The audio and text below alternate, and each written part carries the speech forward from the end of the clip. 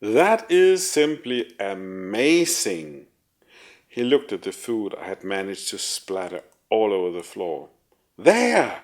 He was pointing with great enthusiasm, pointing at the stew sauce slowly flowing from the chair to the floor.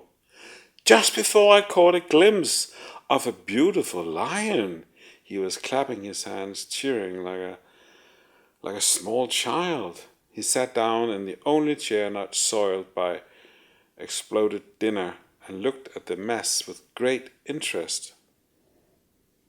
I sighed and looked for some means of clearing up the results of one moment of utter carelessness.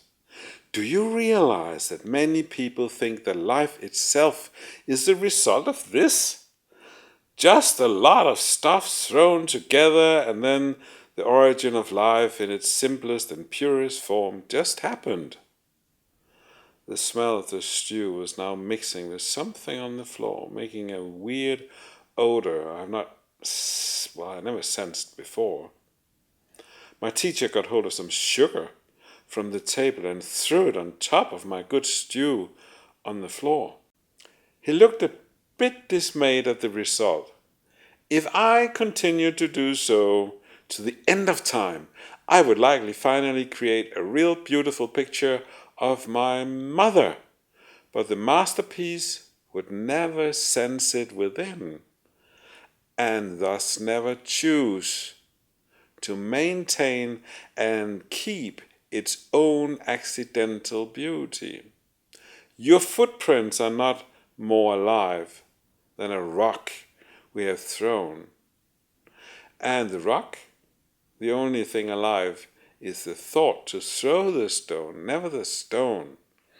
But the stone makes the impact in the water, so we think we have seen life. And sometimes stones just fly here and there with no thoughts behind it at all. So we think rings in the water have the same source, when not. The true essence of life is never seen, yet it is everywhere and possibly even really nowhere, but manifesting itself everywhere. He picked up a piece of meat from the floor. Imagine this! Was flying in the air. It was perfect, a perfect vehicle for life. Now a bird with sugar and dirt. He took a gentle bite of it as he walked out of the kitchen and exclaimed with some surprise, "Not bad, not bad at all."